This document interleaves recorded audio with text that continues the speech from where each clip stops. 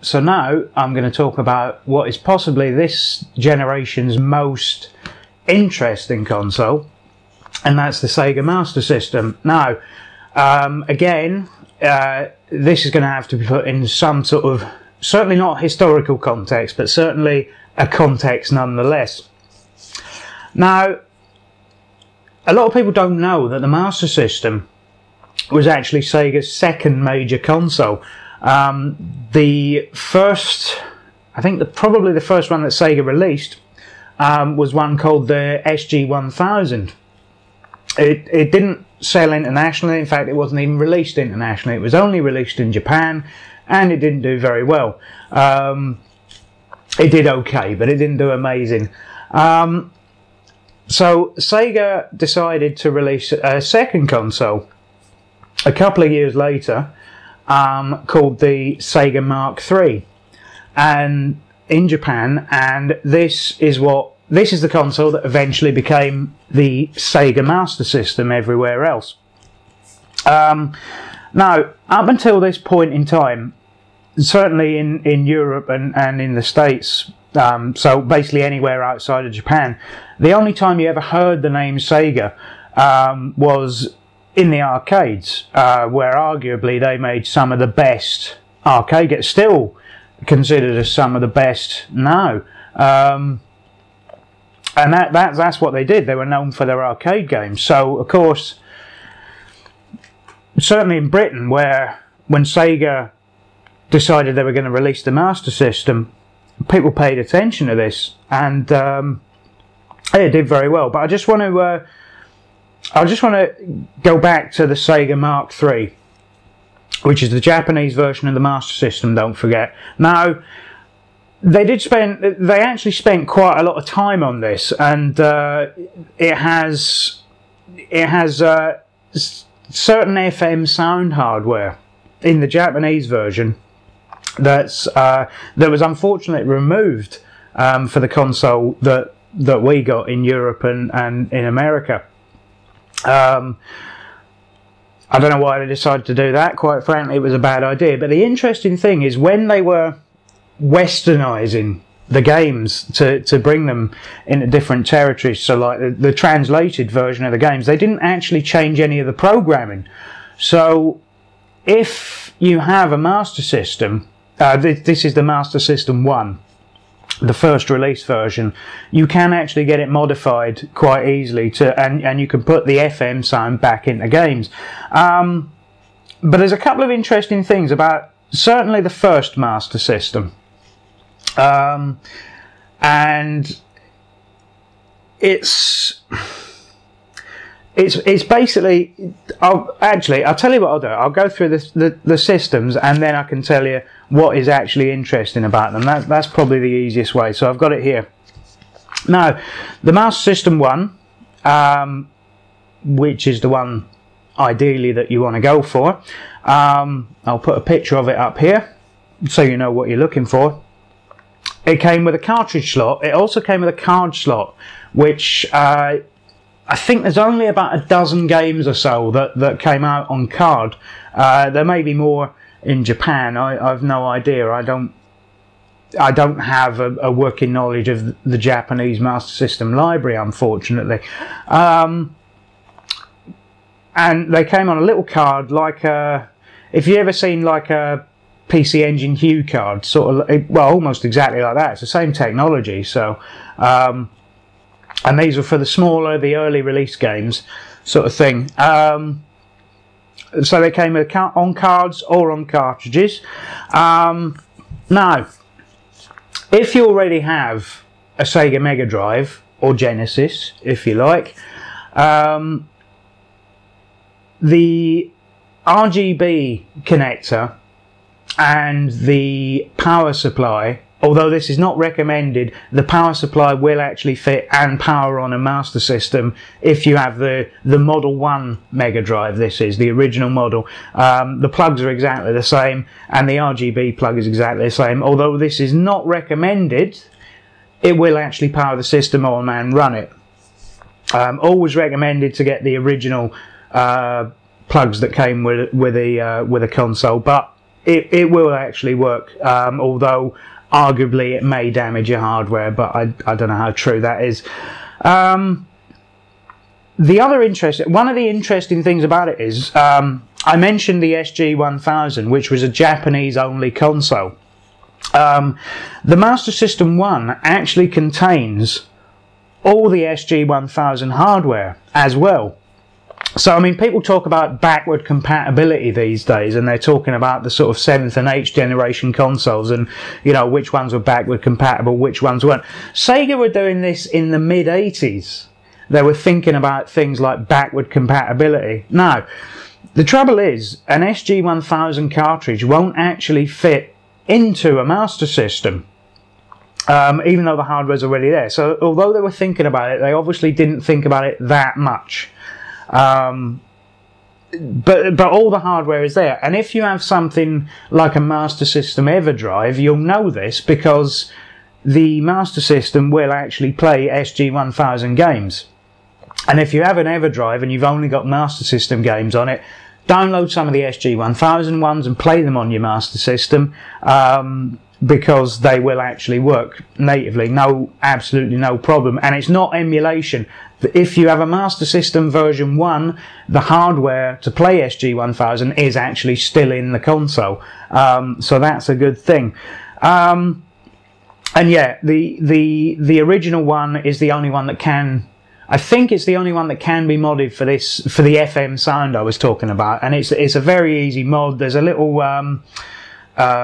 what do you call it, an edge connector on the back, and you buy a little module and slide it on, and then you just solder it to the sound chip, and it works absolutely fine. It's brilliant. The other one is the Master System 2. Now, this was by far in Britain certainly, the most popular version of the console. So this is the one you'll find everywhere. This is the one that most people had. I actually had a Master System 1, not the Master System 2, but the Master System 2 is the most common version. And this is not the most desirable model for several reasons. Number one, it's cartridge slot only. So if you had any of the card games, they won't work with it. There are some accessories, in fact one of the major accessories won't work with it. I'll talk about that in a minute. What else have I written? Oh yeah, the power and the RGB sockets are different from the original. So if you have a Master System and a Model 1 Mega Drive, you'll have to buy different RGB cables for them, and I'm not entirely certain that the Master System 2 outputs RGB. That might be a composite only. That should have been something I researched before doing this, but because I didn't have one, I don't know, and I should have researched it. I'm very sorry about that. But now that I think of it, I think that might be composite only, but I'm sure somebody will correct me if that's wrong. I know certainly it doesn't share the same plugs and power points with the Master System 1. And you can't mod it for FM sound because it simply doesn't have the hardware available. Also, it's not going to be compatible with your SG-1000 games if you do want to use an EverDrive through it. It's just not going to work.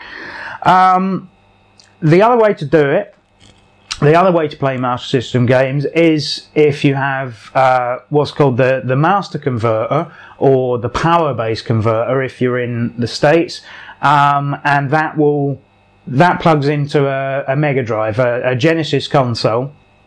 The Model 1, although they did make them for the Model 2 as well, but they're supposedly not as good. And while this does contain the card slot, again, this won't work with major accessories. It also won't give you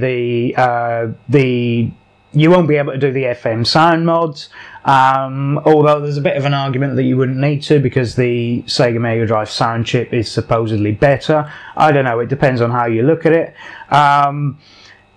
You can't play, obviously it doesn't come with any built-in games. And it's not SG-1000 compatible. Although the thing with a power base converter, and this again goes back to, I will touch upon this when I do a Mega Drive video, but again it comes down to this backwards compatibility thing.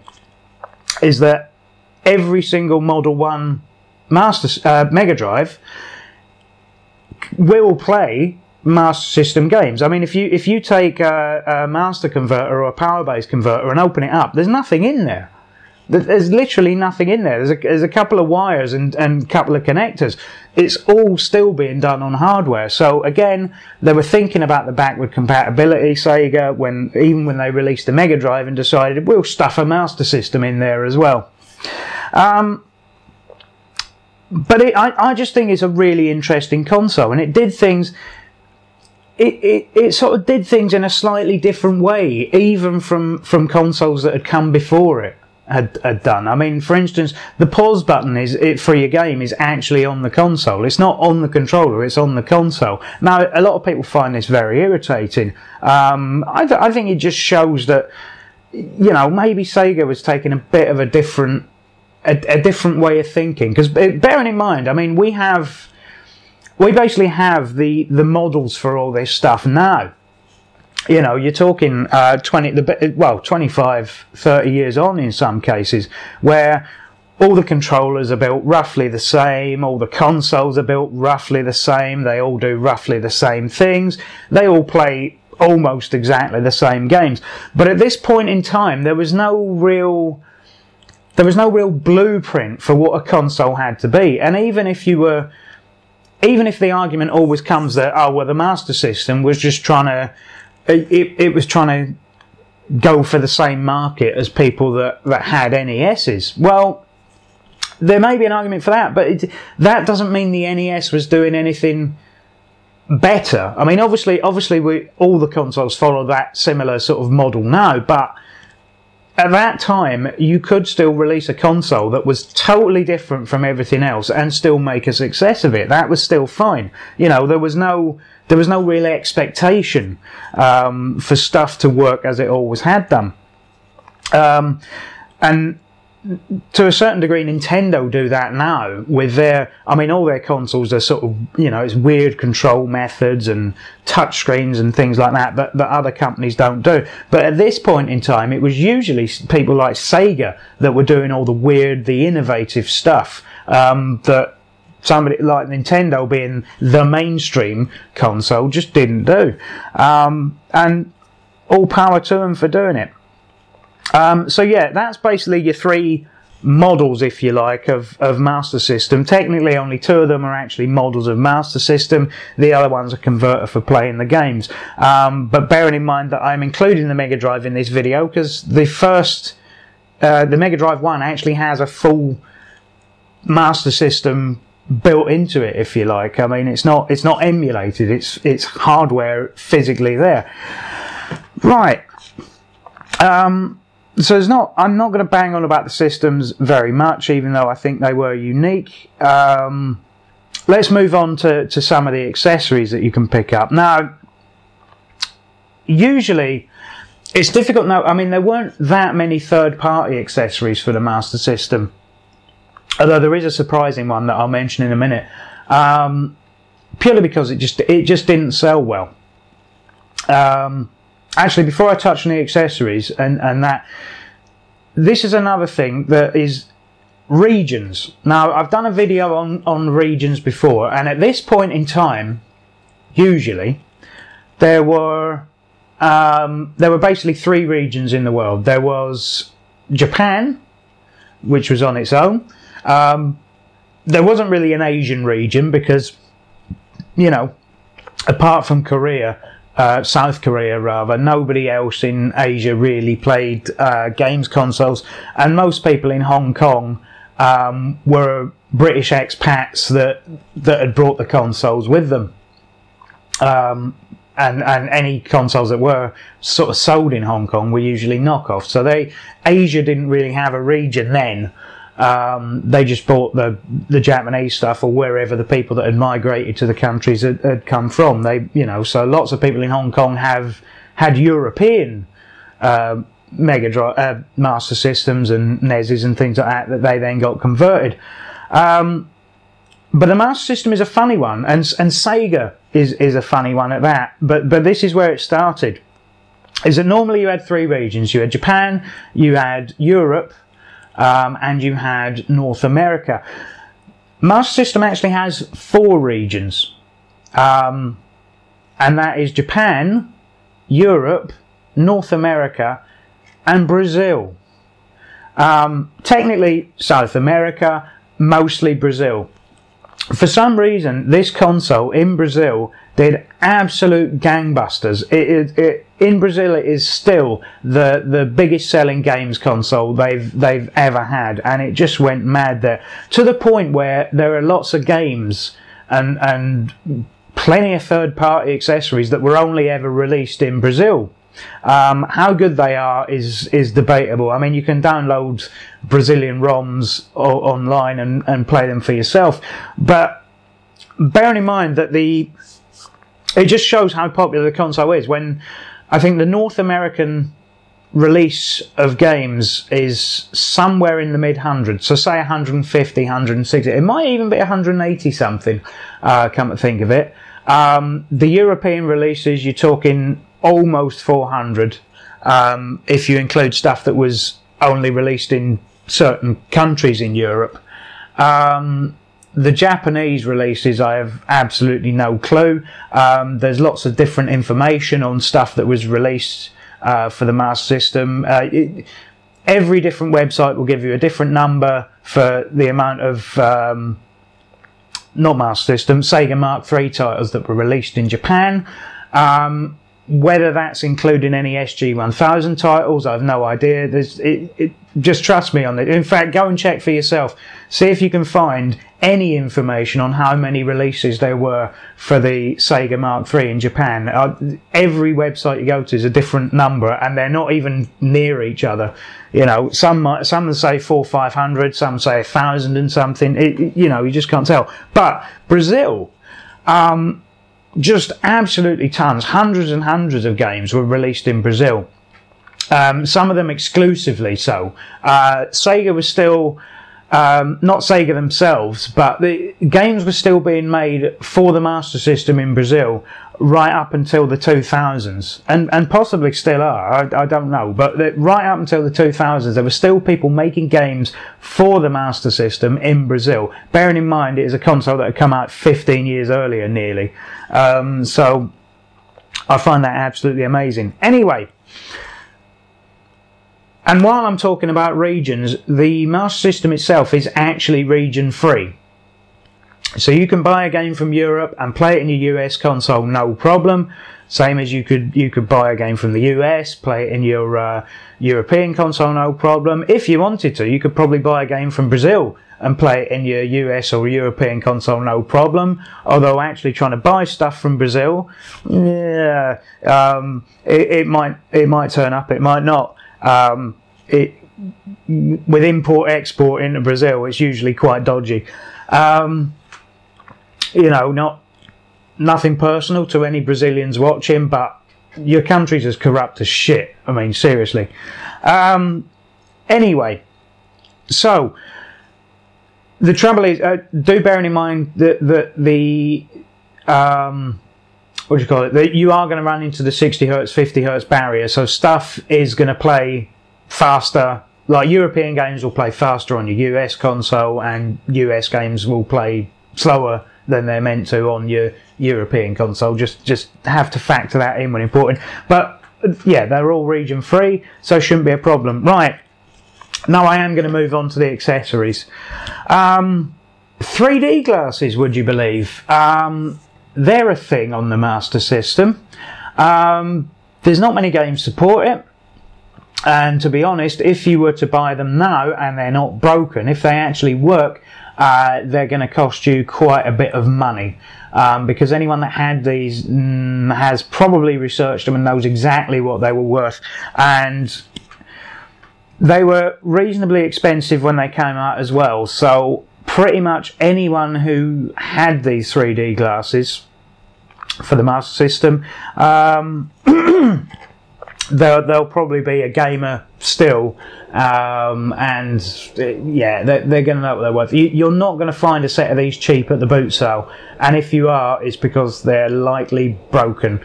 But do bear in mind, if you do come across a set of 3D glasses, for the Master System. You need the Master System 1 because that they use the actual card slot in order to work. As far as I know, they don't actually work with the card slot on the master converter for the Mega Drive. So if you're playing Master System games that way, still don't buy the glasses. And again, if you're playing through a modern television setup with your fancy RGB, they won't work there neither. I don't know why they won't work. It seems, I mean, because it's got like an independent stuff on it, but they just don't. They don't work. There's something to do with the way the refresh rate works. I have no idea why. I just know they don't work with modern television. So unless you're playing on a CRT with the original Master System 1, no point in buying the 3D glasses. Now, there's another accessory I want to talk about as well, which is called the Sega Sports Pad. And the reason why this is unusual is that the Master System didn't sell terribly well in the US at all. In fact, from people that had a Master System to those that had a Nintendo Entertainment System, you're probably talking a ratio of maybe 1 in 20. I mean, that's how poorly this thing sold in the US. What surprises me then is there was actually a US exclusive accessory. Well, US and Japan. I mean, it came out in Japan as well, but and that's the Sega Sports Pad, which is basically like it's a trackball. Rather than being the controller and 2 buttons, it's a trackball and 2 buttons with a different setting switch for different games. Now this, as far as I'm aware, and again somebody will correct me if I'm wrong, didn't come out in Europe, which is really surprising. I mean, I've never used one because I've never seen one. I've never seen one. I don't remember them ever being sold, and I've certainly never seen one like at a boot sale or anything like that. Even if somebody has like the full Master System kit with all the gear and a load of games, they've never got this. So I'm assuming. I can't find any information that says it was sold here, and I'm assuming it wasn't. So, as far as I know, the Sports Pad is a USA exclusive accessory. You can't buy it in Europe. I presume it would still work with a European console if you were able to import them, because all the games work. So why would accessories not? Now, I don't know what games exactly it's useful for. So presumably the Sports Pad, it'll be useful for sports games. I know it does actually work with a Mega Drive as well. For those people that do have it, it is because it's the same connector as what was used on the Master System and the Mega Drive. So presumably it would be good for something like Marble Madness or something like that, because it's a trackball. So yeah, I just find that an odd one. To have an accessory that was, apart from Japan, which is usually a sort of its own little bubble anyway, to release an accessory in a territory where your console isn't selling, to release like a, I don't know what it would have cost, probably $60 say, accessory in a territory where your console isn't doing well, and then in the territories where it's doing really, really well, to not then release that accessory there. But I've just never seen one. The control pads themselves is one I want to get onto. If you have the original control pads, the wire actually comes out of the side. Now, we got our when we got a Master System, I mean, it was definitely one of the first ones out, because it was quite a lot of money when my brother got it for Christmas, and I went to the shop to pick it out for his Christmas, because basically that's, and my dad still does it now. If he wants a piece of technology, he still comes to me now and asks me about it, because he knows even then I was interested in this sort of thing. And it was a Master System 1, and it had the pads with the wires coming out the top. So I mean, I imagine it wasn't long after it was originally released. I'm not sure exactly what year we got it, but it wasn't long after it was originally released. But general consensus online seems to be wires coming out the side of the pads, like where the buttons are. I've never seen these, so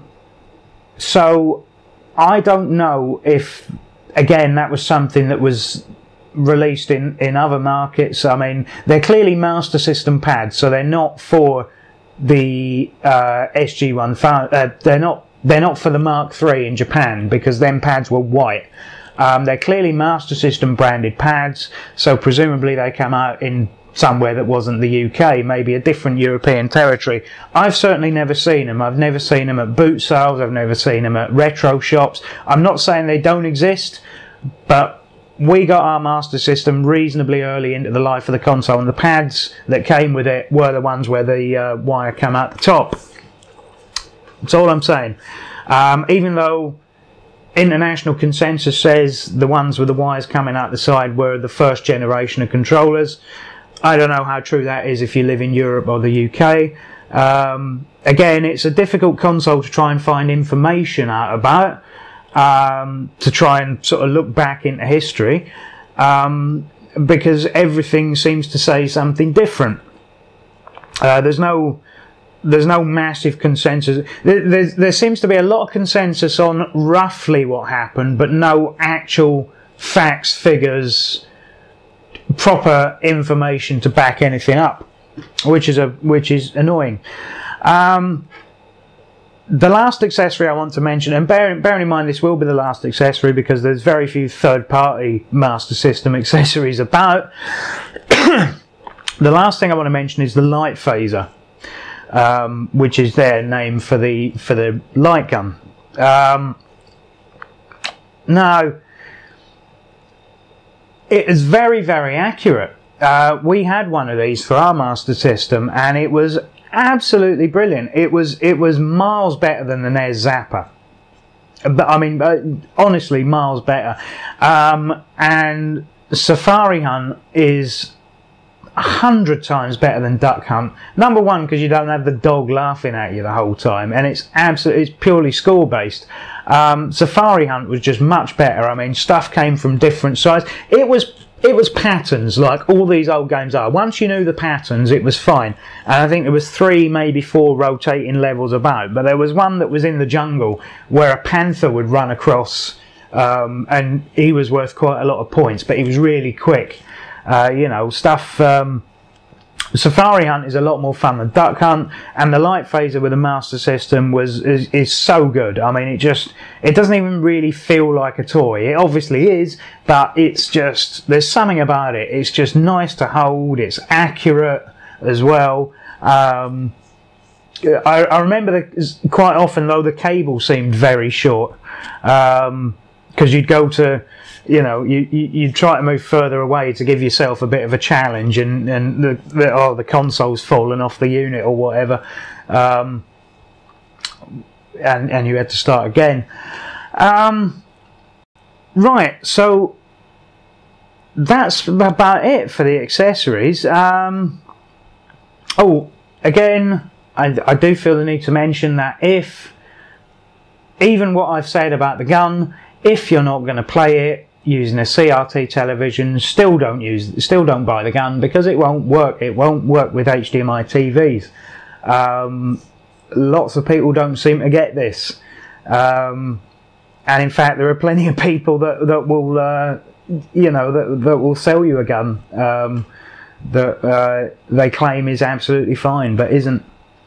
It won't work. Right. So down to the games. And I don't have a massively high opinion of most of the Master System games. I'll be perfectly honest with you, I don't. A lot of the stuff is arcade ports, which aren't done very well. Something like, I don't know, just none of the Sega arcade ports just seem to work particularly well. Of course, part of the reason is if you take you take an arcade game that's on arcade hardware and you try and squeeze it into an 8-bit console, it's not going to do. It's not going to do amazingly well either. And the same with stuff that came out on multi-platforms. By and large, most games weren't originally designed with the Master System in mind and were ports of games that were really designed for other consoles. They don't tend to work that well either. Generally, platformers and shooters are quite good because most of them are console exclusive, or certainly were then. There's loads of stuff that's pretty good if you look around. I'm just trying to think now what actually sticks out. It's, generally speaking, anything that was made specifically for the Master System will be quite good. Anything that was made sort of as an afterthought, so that's arcade ports especially, apart from Rampage, before, you know, stuff got far more powerful, something like Rampage was miles better on the Master System than it was on the Nintendo. Now, I didn't know about, I obviously knew about the arcade game when I was younger. I didn't even know it was on the Master System until a couple of years ago, and I have no clue where my Master System is. I haven't seen it in years, so obviously I've played it on an emulator. But it is a much better version than the one that came out on the Nintendo.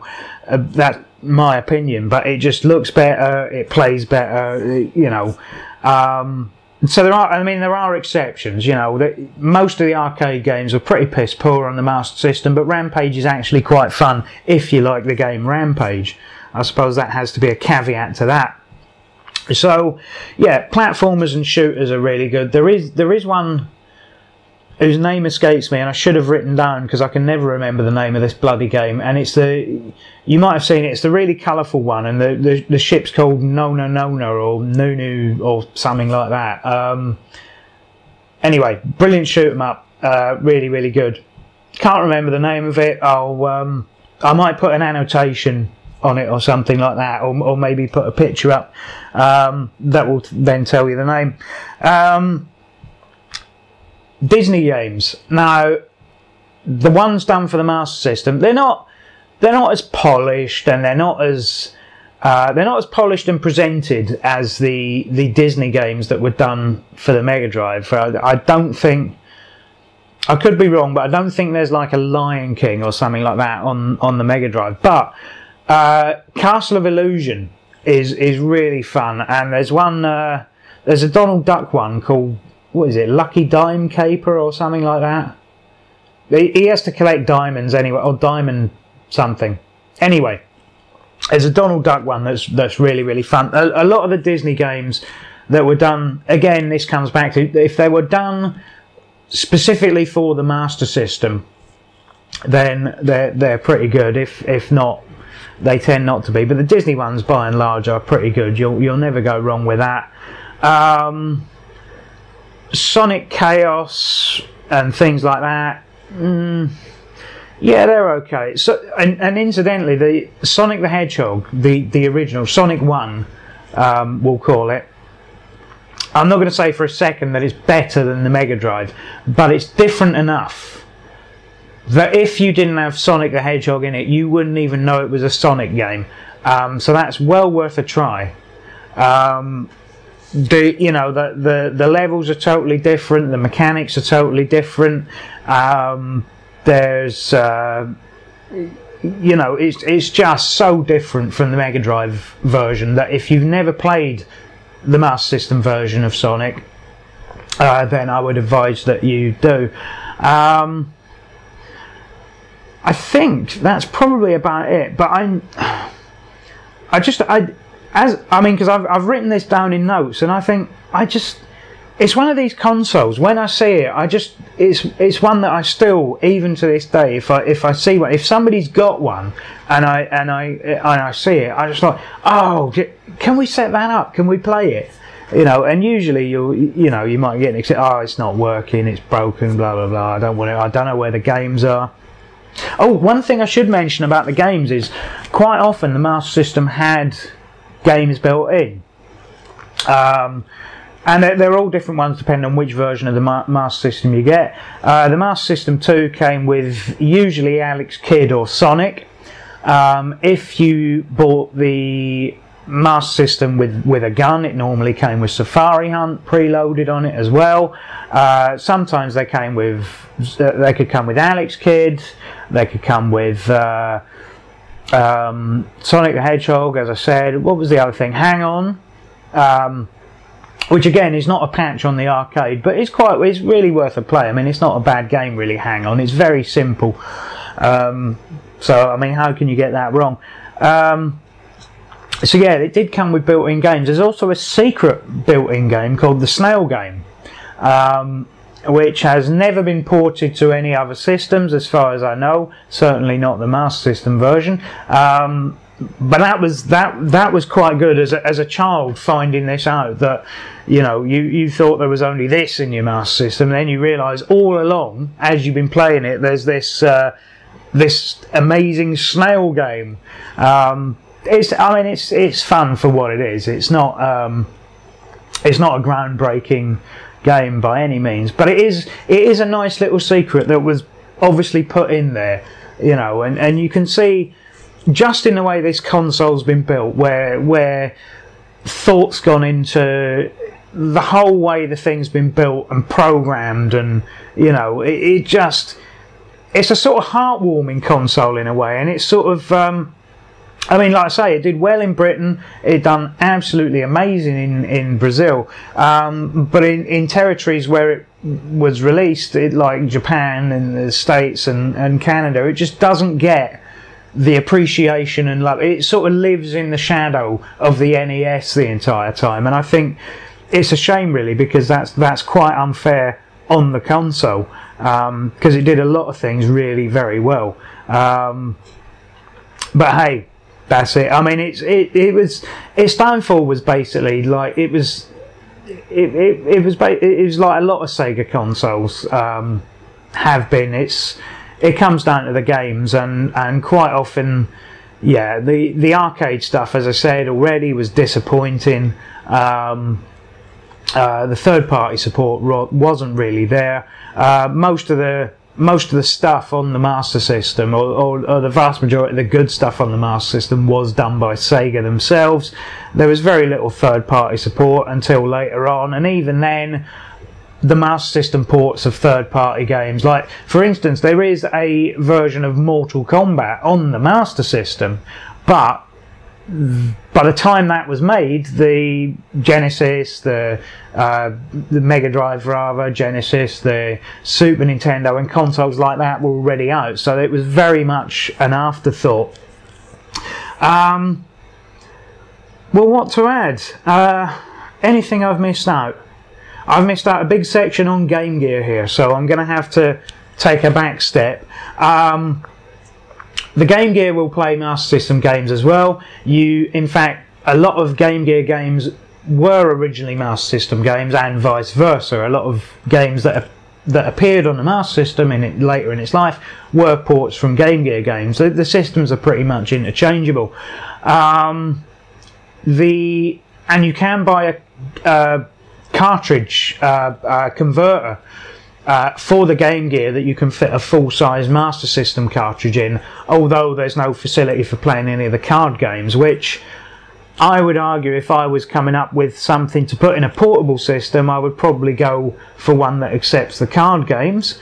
But then bearing in mind, by the time the Game Gear and the converter came out, nothing was being released on the Mega cards anymore, or Master cards. No, I suppose it can't be MasterCard, can it? Because that's something else.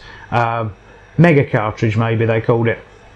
Oh, the last thing, while I'm on the subject of games, again, this is probably something that appeals to the child in me more than the adult in me, but the game covers. Now, they're notorious now for being cheap and rubbish and you know, all that sort of stuff. People like to nitpick at that sort of thing. Now, you got to remember where the market was then. The market for these games at the time was children. They weren't marketed to mum and dad or anyone. They weren't marketed and sold to people that were even mostly in their I mean, they were going for a younger market. So the fact that a lot of the box art looks like something that I used to doodle in a maths book at school, and it's the same paper as well. It's that graph square paper, it looks like, with like doodles on it. If somebody says, oh well, draw something that represents tennis, there's a little tennis racket. The artwork is charming. It's not cheap and it's not horrible. It's charming. Some guy at Sega, with his, maybe the one who's the honorary programmer, somebody's half-wit brother has sat there for, with his crayons and his pencils, and they've given him some graph paper and said, there you are, design some box art. That'll give you something to do. And I think it's just utter charm in it. There's nothing that comes close, and they haven't even tried to dress it up as something cleverer than it is. It's just charming. There's no other word for it. And you could say, oh well, yeah, but these massive companies taking the piss with their artwork. I don't think they were. I think they've just, again, it goes back to the uniqueness of this console and everything to do with it. It just seems wrong. Everything they've done just seems like it doesn't make sense, but the whole thing as a package, it's a charming little console with its charming little quirks, and the fact that it's backward compatible with its older stuff that doesn't actually physically fit into the machine. What they were thinking with that, I have no idea. Presumably they were going to sell a converter at some point, but because the SG-1000 did so poorly, they decided that it wouldn't be viable. But yet that hardware's still in the console. Like I say, the box art and things like that. The fact they never even thought about, there's no region lock, so you can import games from anywhere and play it. Stuff that just is mad. If you actually think about all the things that were done with this console, you think about the thinking behind it as they were designing and building this thing. None of it makes sense. To proper people in the modern age, none of this makes sense. But yet, certainly in Europe and in South America, it worked. And this console did really, really well. And, it's one, that's the only word for it, is charm. As far as I can see, that's it. I mean, the games, everything, the way it is just absolute charm. Anyway, so now we come to the difficult bit. Is the verdict? Obviously, it's not going to be a void. Bearing in mind what I've said, this is not one to avoid. This is definitely one to play at some point. So that's going to be emulate or better, at least. So do we move up from there to collect for? No. Again, this is going to come down to the stuff you already have. If you already have a Mega Drive, you can just buy the Master Converter and play your games. Play the Master System games through that, or in fact, because the Mega Drive actually contains Master System hardware, I'm pretty sure if you wanted to, you could use an EverDrive and play the ROMs. But then, if you're playing ROMmed games and on a Mega Drive, are you really playing the Master System? Not really. Especially as well if you don't even put the pads in, because what are you doing? And to be perfectly honest, if you have a Mega Drive and you had to go out and buy a Master Converter, you may as well just buy the system, because as I've said, if you buy a Master System 1, it will take the same connections, although apparently not a good idea to do. It will take the same power and RGB, or AV connections that you've already hooked up your Mega Drive Model 1 with. And it might actually be cheaper you buying a Master System 1 to plug into the same stuff you're already using, hopefully with a Master System controller attached to it as well, than it would be for you to buy a master converter to actually plug into the top of your Mega Drive. I don't know, it depends on what you can get it for. But again, quite often you can find these at boot sales and you can find them very cheap.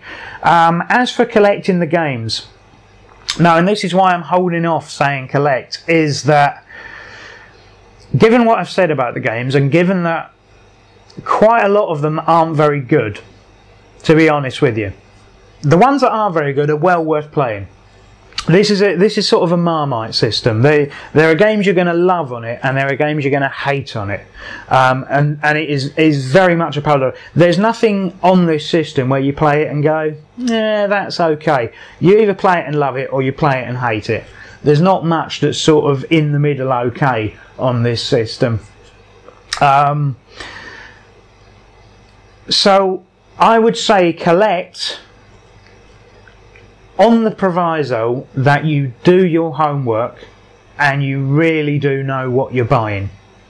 I mean, really know what you're buying, because the prices of these games, especially in box, have started to go up and up and up of late, and I have seen some of the real shit going for silly money. Again, sometimes that can be down to rarity, but if you're genuinely not sure, then I would go for the cartridge only, because they are far less valuable. And bearing in mind that the games come in tough plastic boxes with a little holder for your instruction book and everything, there's really no excuse for people to have these things as cartridge only, if they were originally their games. But generally, if you're not sure on what a title is going to play like, either play it first via an emulator or some other means, or buy it as cartridge only, because it will be far, far cheaper than the boxed version.